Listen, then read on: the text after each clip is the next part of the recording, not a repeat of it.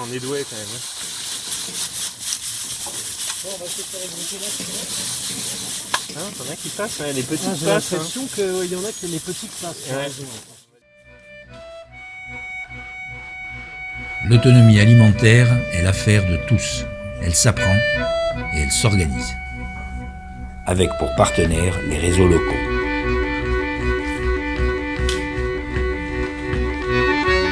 L'idée de faire des choses non pas en vase clos, mais avec une vertu pédagogique, c'est-à-dire pour l'enseigner aux autres, pour créer un vaste mouvement, et ne pas faire seulement une expérience isolée.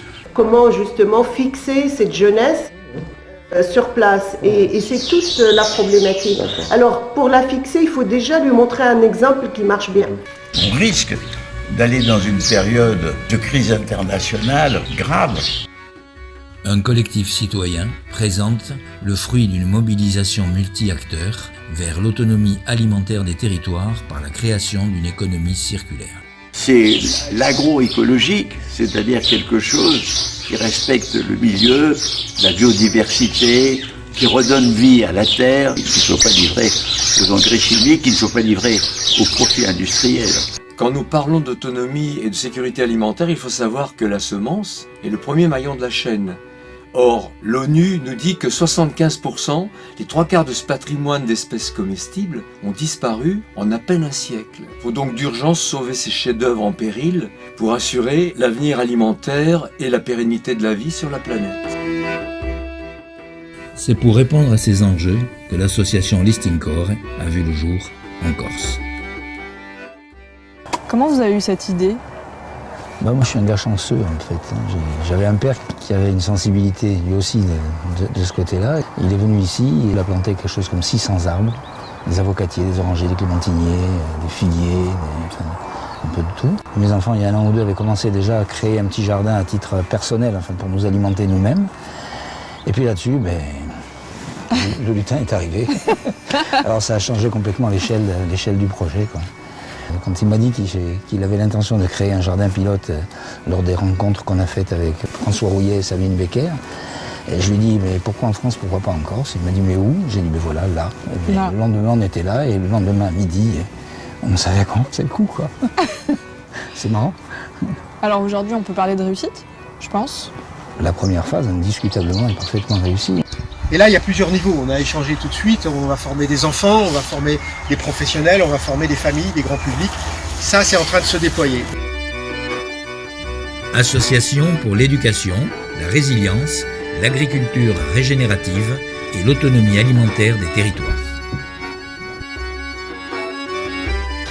En moins du mois, on a lancé un projet, fait un jardin, former des gens, se connecter avec les administrations, créer du support, rentrer dans les écoles. On participe à nourrir 2 crèches, une maternelle. Fin septembre, labellisation Nature et Progrès. Et là, on continue le processus par comment on fait manger local les enfants et comment on intéresse les citoyens à cette problématique. Et surtout, on apprend aux gens à produire leurs semences pour pouvoir se nourrir.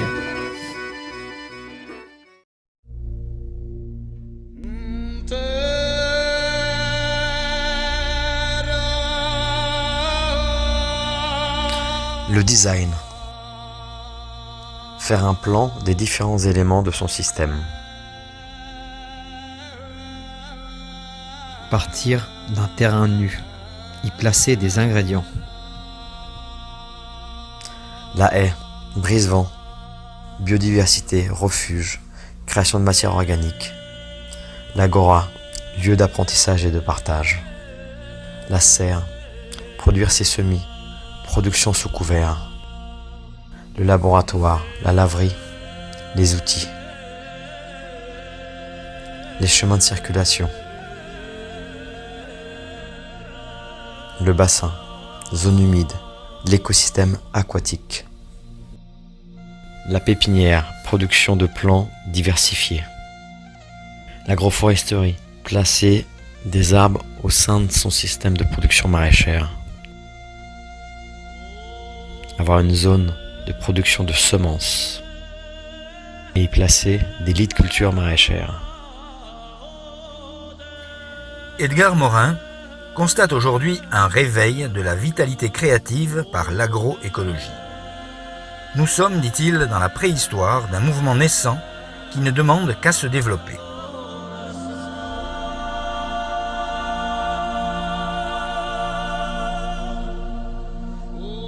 À Apieto, l'association Holistic Core est née d'une mobilisation citoyenne sur un lieu post-industriel reconverti en un site pilote dédié à l'enseignement de la régénération végétale et de l'autonomie alimentaire des territoires. Donc le design, c'est de la lecture du paysage. Donc on regarde un petit peu comment se comporte le terrain. En permaculture, on t'apprend le chemin de l'eau. C'est quoi le chemin de l'eau? Le chemin de l'eau guide tout. On a simplement fait un relevé topographique avec un compas égyptien et on a tracé toutes les lignes topographiques du terrain. On a mis des lits de culture perpendiculaires à la pente, c'est-à-dire qu'on a suivi les lignes de niveau pour pouvoir capter l'eau, arrêter l'érosion. Donc bienvenue à Apieto, l'implantation à peu près 1000 mètres linéaires en arboriculture. Donc là vous voyez les futures lignes d'arbres fruitiers et d'arbres compagnons. Et entre, on va avoir 3 à 4 lits de culture maraîchère. Pour broyer un petit peu tout ça, que ça fasse un petit peu de ressources, et on va semer directement un cocktail d'engrais verts qui va prendre le relais, qui va nous faire de la biomasse et de la racine pour après implanter nos légumes. Le problème qu'on a, c'est qu'on a une terre, il y a des gros grains. On est sur de l'arène granitique. En gros, c'est du minéral. On a du limoneux, sableux, argileux. Pas de rétention d'eau, pas de matière organique, très peu d'argile et du chien-dent. Donc, Beau challenge. pour régénérer les sols, on a choisi la technique des cycles d'engrais verts. Le but, c'est faire des rotations de différentes espèces de plantes, comme des graminées et des légumineuses, les fabacées. On a juste griffé le sol, semé, recouvert, et on a laissé la pluie et le temps faire. On fait ces pots-là, il n'y a pas besoin de plus.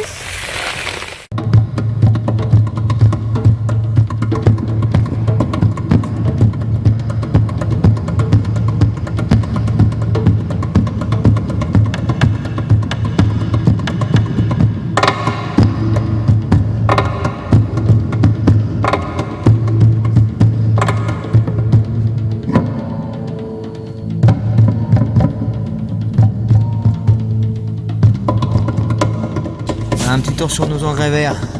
Donc on voit bien, ça sort. Création de l'Agora. Il nous fallait un lieu d'enseignement et de partage. Ici, on est sur un lieu post-industriel, c'est une ancienne carrière. On a plein de gros blocs de granit. On a fait une arène qu'on a boisée tout autour. Et ça sera notre espace d'enseignement et d'échange.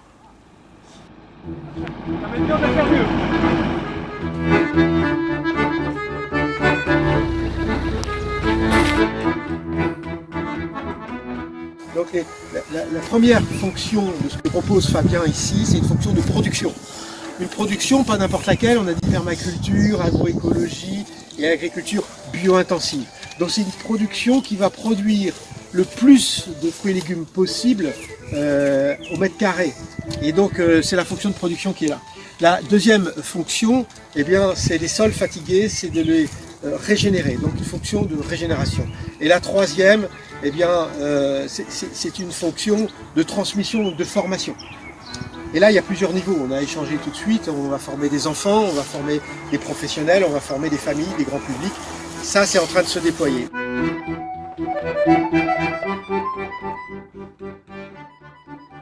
On a choisi d'implanter un système d'agroforesterie. Tous les 10 mètres à peu près, on a une ligne d'arbres avec des fruitiers, des arbres compagnons, des aromatiques, J'adore. des fraisiers. Donc là, le but, c'est d'avoir des systèmes racinaires différents que nos plantes annuelles. Nos plantes pérennes, elles nous permettent d'accueillir une faune du sol et des bactéries qui sont différentes des légumes qui sont des plantes annuelles. Si on n'a que des légumes, on ne peut pas avoir d'équilibre dans le sol. Donc implanter de l'agroforesterie nous permet tout un équilibre. C'est comme ça que j'ai appelé ce numéro. Marilyn, enfin.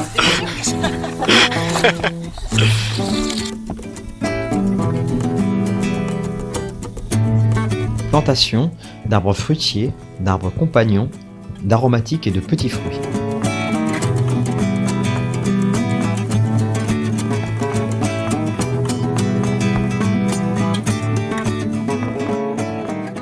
On a besoin des serres pour faire tous nos semis. Donc c'est un endroit abrité où la température va nous permettre de déclencher la germination plus rapidement. C'est à l'abri du vent. Voilà, là je lis 0,85. Entre le sol et mon niveau, il y a 0,85 m. Je me décale de 2 mètres. Je n'augmente pas, voilà.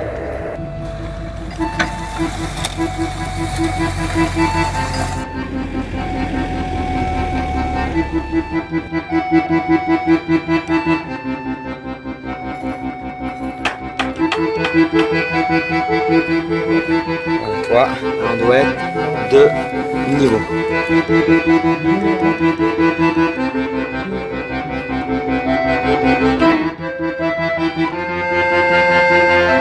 Voilà les bébés de la serre.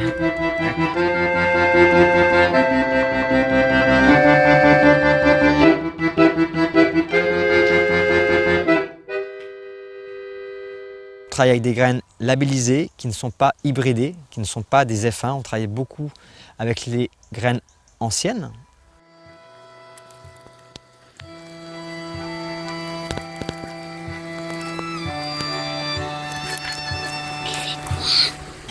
De la préparation des cultures.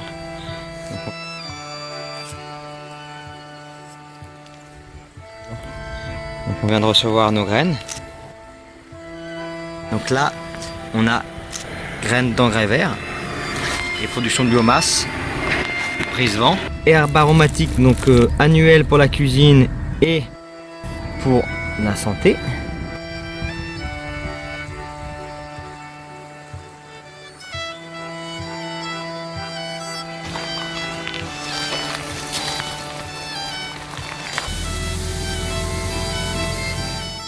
Mais qu'est-ce qu'on peut faire? Qu'est-ce qu'on peut faire pour se mobiliser ensemble, pour avoir un lieu qui permette d'avoir des outils pour pouvoir former les gens et pouvoir transmettre?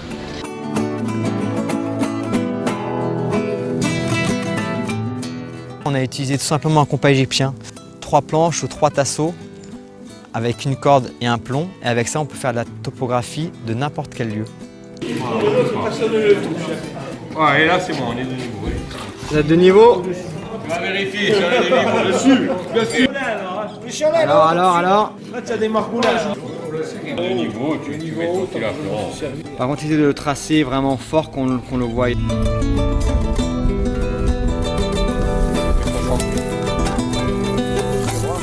Préparation des couloirs d'engrais verts sur ligne de niveau.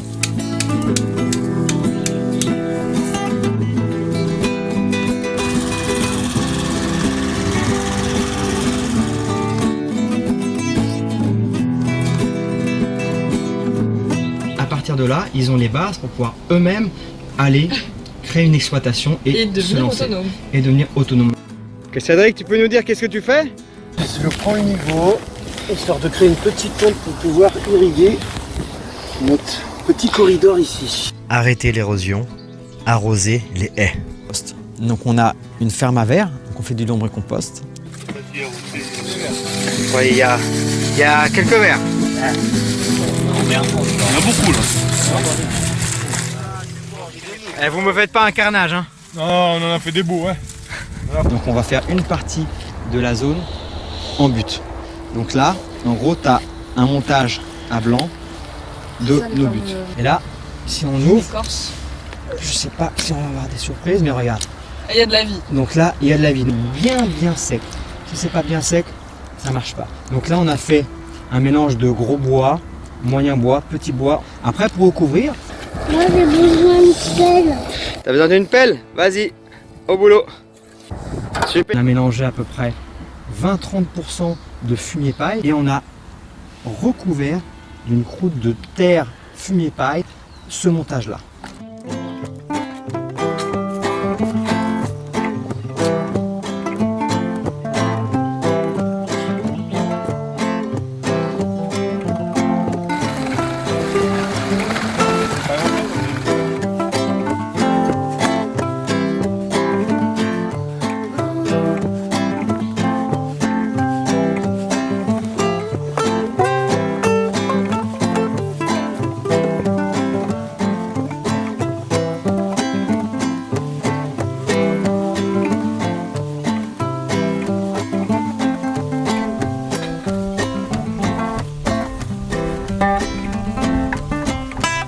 On va planter nos légumes sous la paille.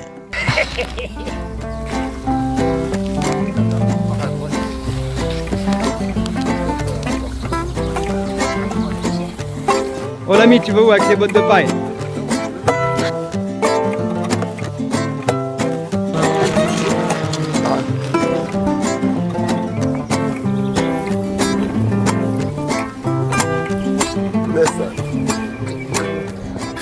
On va planter nos légumes en pleine terre.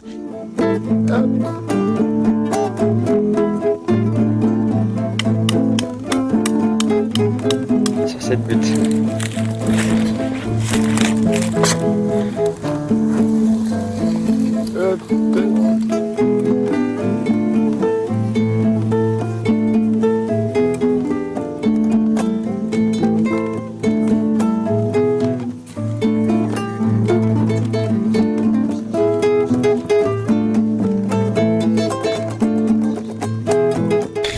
On essaye de toujours utiliser des matériaux de récup. Là, on a la chance d'avoir un peu de tuiles.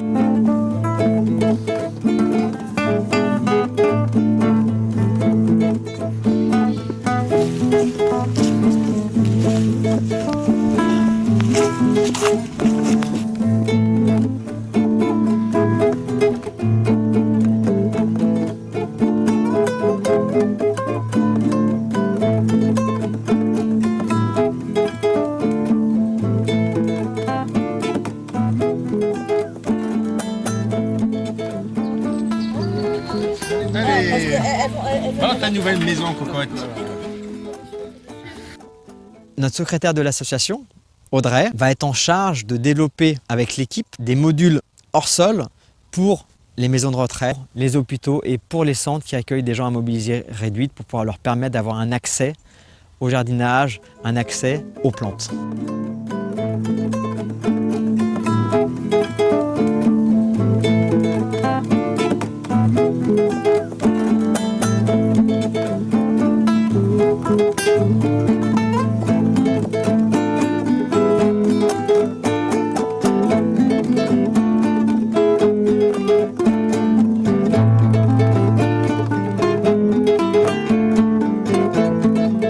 Qu'est-ce que tu fais, Tim? C'est à 11.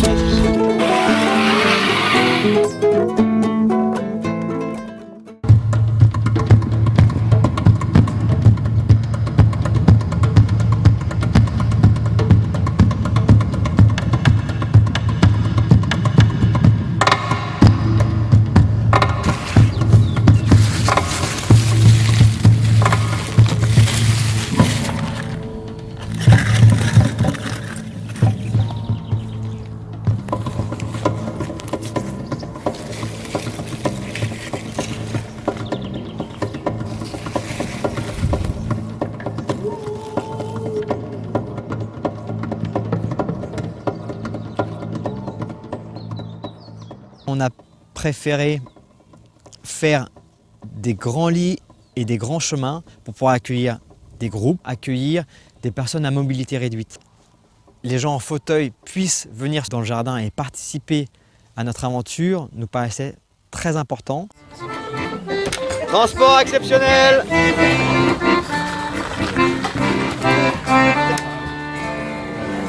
J'y vais, François, commence.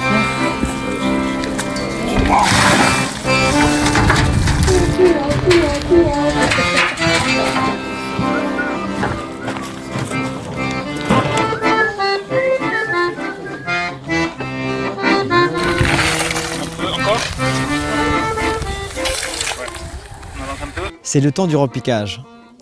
Quand la température le permet, on repique tous nos légumes.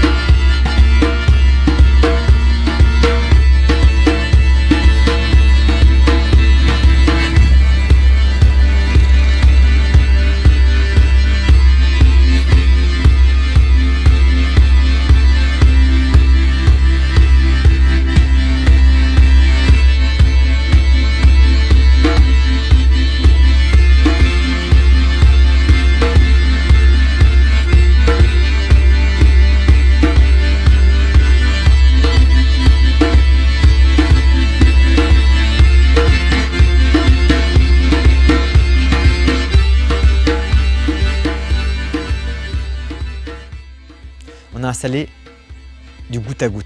Ce qui est intéressant, c'est qu'il nous permet d'économiser beaucoup d'eau.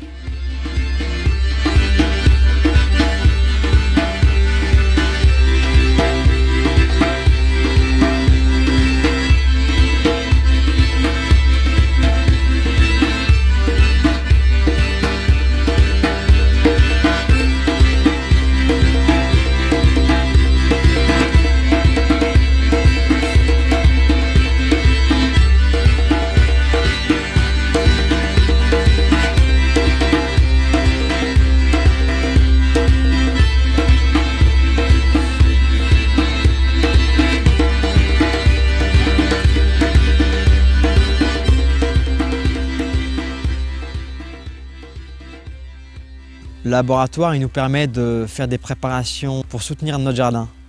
Le but c'est de remplacer les produits chimiques, étudier différentes plantes qui nous permettent de faire nous-mêmes nos extraits fermentés et de tester des différents types de compost. Ok, maintenant tout, on doit tout immerger. Vous devez tout immerger. Tout mélanger. Ouais, Pour faire un mélange. c'est ça. Pour nos belles plantes. Et le blanc, c'est quelle couleur? Ça représente quoi à peu près? Ah La lune. Le blanc c'est les nuages, c'est la lune. Le genre de choses à froid. Vas-y, des belles blanches, il faut choisir. Voilà. Chance d'avoir de la fougère à domicile.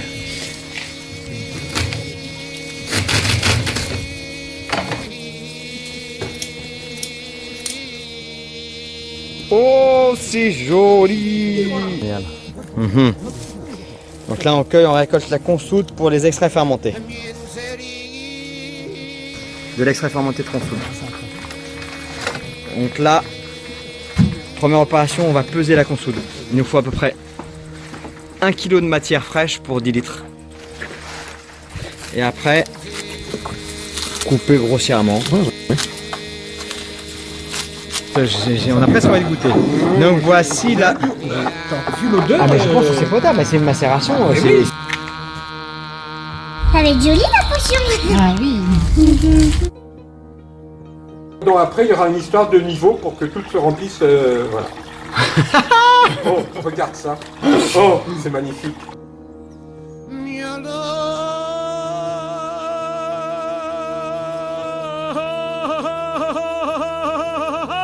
Préparation du compostage et paillage sur carton pour différentes cultures.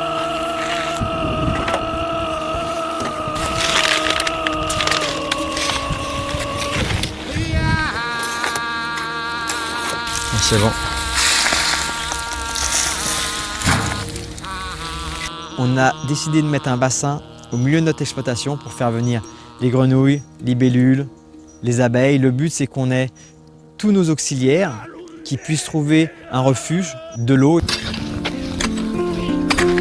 Ça se voit là, il y a un je décaisse 5 cm. Ah, bien sûr. Il est juste au bout. On est là. De là, on reprend. Là. Ce qui est intéressant avec la pépinière, c'est que c'est une activité annexe qui peut nous permet de faire rentrer un petit peu d'argent sur un projet. Elle nous permet d'avoir des plantes pour soutenir les autres personnes du réseau qui auraient besoin de plantes pour installer un écosystème. Donc on fait des fruitiers, des plantes aromatiques, des plantes locales, des plantes compagnons. Avec ça, on soutient les nouveaux écosystèmes, on rentre un petit peu d'argent.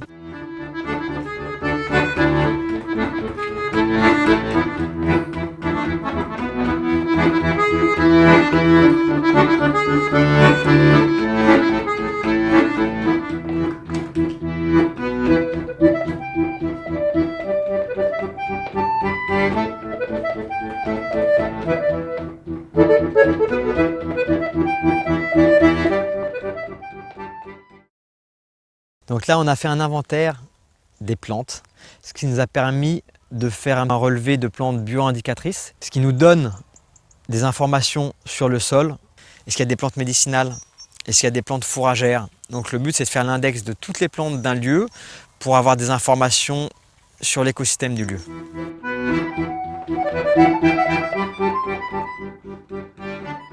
Sur zone, on a un apiculteur. Et cette année, avec un autre ami qui est sculpteur sur bois, on a fabriqué des ruches. Mais qu'est-ce que vous faites donc là? Vous baladez des ruches kenyanes? C'est fantastique, hein? On récupère 10 à 15 kilos par an sur une ruche. C'est bien. C'est bien, ouais. Superbe. Eh ben, bravo, félicitations, merci de nous installer ces belles ruches sur notre site, ça va participer à toute la biodiversité du lieu. Ouais. Bravo. Merci Olivier.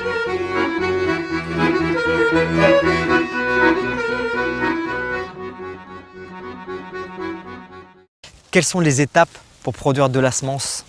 Quelles sont les étapes pour adapter ces semences à son terrain? Ça prend plusieurs années. Sur notre espace, on a une zone expérimentale avec un technicien qui est formé à la production de semences. Et le but, c'est aussi de pouvoir apprendre aux gens à faire de la semence résiliente, de la semence adaptée aux prochains défis du XXIe siècle. Qu'est-ce que tu fais? Alors là, je prépare un atelier de semis, un petit test sur des semences qu'on a fait nous-mêmes durant la première saison. Ouais.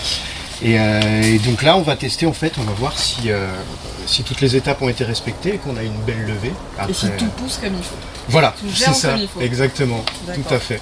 Donc c'est une étape obligatoire dans cette expérimentation d'autonomie alimentaire. Voilà, tout à fait. L'autonomie passe complètement par les graines et la production de ses propres semences. Il faut savoir qu'avec les années, on va pouvoir comme ça, par différentes étapes de sélection toutes simples, pouvoir adapter chacune des différentes variétés de notre jardin à notre terroir, à notre biotope. Pour noter, vous mettez la date, le jour qu'on est aujourd'hui, le 9-8-19. On regarde comment est la lune, si elle est montante, descendante ou croissante, décroissante. Ici exactement, on est sur une parcelle de 6500 mètres. Ah oui, quand même. Sur ces 6500 mètres, on a juste 800 mètres de culture en pleine terre, on a 1500 mètres en lit, en culture sur butte, sous paille et sous engrais vert. Donc en tout, on a à peu près 1200 mètres de lits de culture qui sont plantés. Après, on a la pépinière, les serres, un petit peu de céréales, la parcelle des semences. Le jardin pilote du Listing Corps met en avant le besoin de créer un réseau collectif diversifié autour des agriculteurs pour les soutenir dans une transition écologique et apprendre de leur savoir.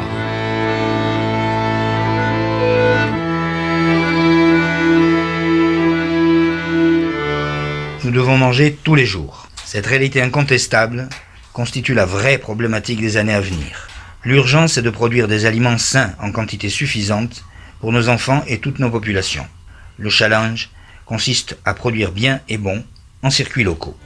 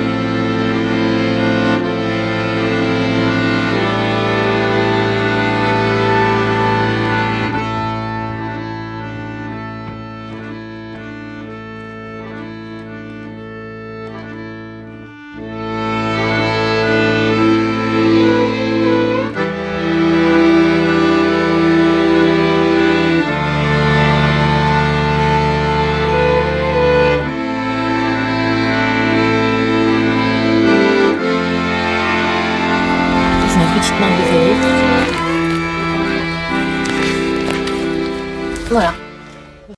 En Corse, la conscience d'être aujourd'hui, par pénurie de production locale, dans une dépendance alimentaire aggravée par les aléas de transport, a fait déjà éclore plusieurs initiatives citoyennes.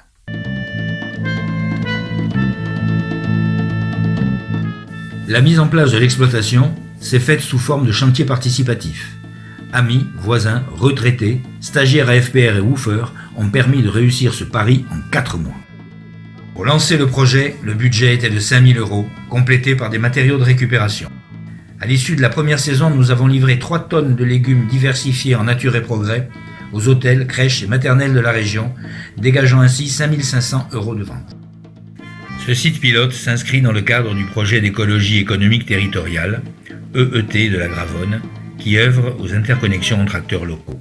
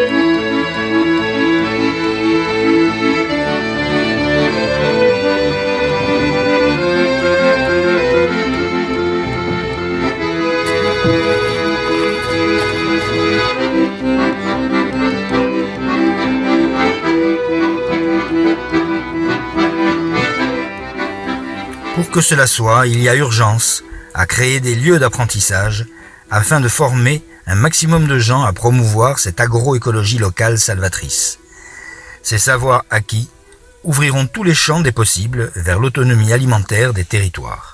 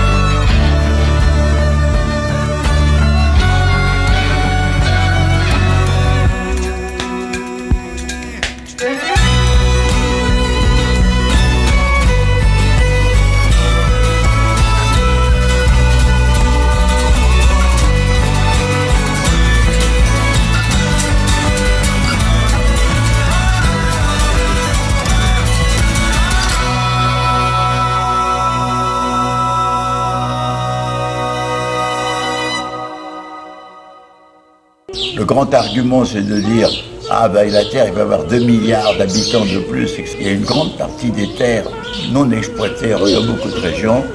Il y a à redonner la vie aux mers et aux océans. Il y a tout un mouvement général. Ça fait partie de la première étape de notre projet, qui est d'aller chercher des semences anciennes de nos parents et de nos grands-parents et de leurs oncles pour pouvoir les sauvegarder. Un impératif est de refouler l'agriculture et l'élevage industrialisé au profit d'une agriculture et d'un élevage fermier biologique. Du seigle périn, du seigle des forêts, du seigle d'automne. Nous, ce qu'on peut faire ici, c'est des petits îlots, des petits exemples qui vont se diffuser. Mais un jour, ça sera un mouvement général où on sera crevé. C'est une question politique, je dirais même d'humanité, d'ensemble, qui se trouve posée.